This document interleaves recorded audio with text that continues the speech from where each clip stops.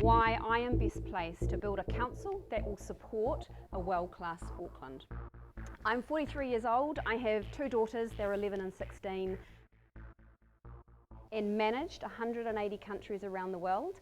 I have a window into what is happening on the global stage with cities.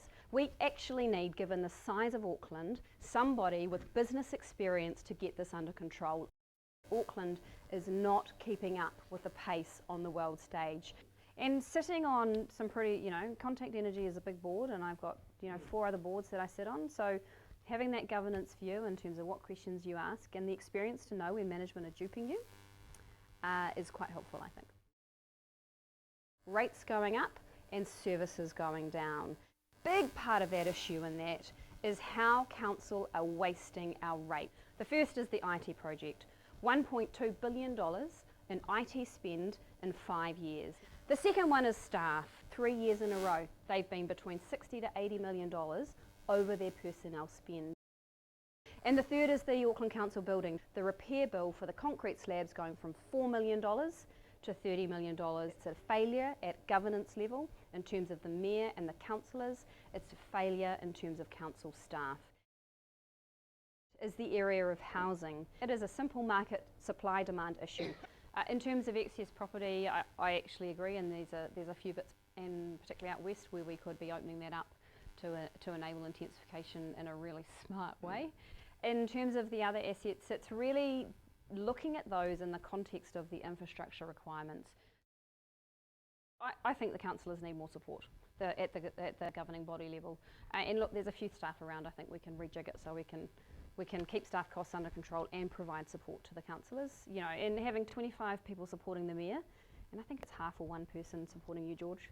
So we need to address that.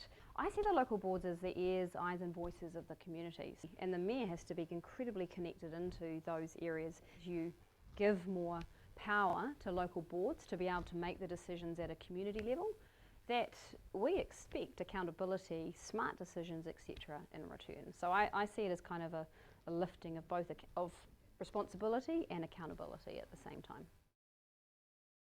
750,000 people coming in and the infrastructure that's going to be demanded, if we want to build a world-class city in the timeframes we need to.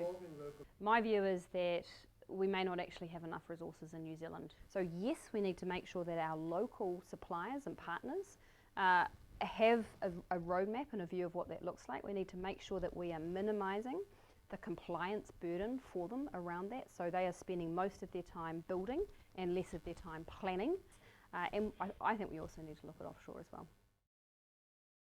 The world is moving so fast now, and it's not just with the developed world that we're competing with anymore. I mean, you know what's happening in Asia, in China, in India. They've just announced they're going to invest in 20 smart cities. So what is a smart city? That means they're going to leapfrog what our city looks like and build the city for the next 50 years. Nigeria wanted Zero to go in there. And why was that? Because they leapfrogged fixed broadband into their homes, and they went straight to mobile broadband. They have one of the highest penetrations of mobile broadband in the world.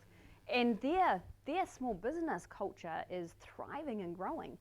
Saudi Arabia, $40 billion they're spending in their small business sector. Yeah, well, my toolkit is quite different than Goff's toolkit, put it that way, yeah. Actually, the vibrant nightlife, and I don't mean kind of, being drunk till 2 a.m. What I'm, going out to dinner, and that's surrounding suburbs like, Ponsonby, but it's also popping out west. You're seeing nightlife emerge as well. So you're seeing this kind of integrated way of living, of shopping and then going out to dinner and enjoying a vibrancy that you used to have to come to the city to do. So I think that's the way that we get younger people involved in this. And we communicate with them in a way that they communicate. I can guarantee you, younger people don't turn up to public meetings. You have to communicate and work with them in the mechanisms that they work with, which is social media and visual and interactive and things like that.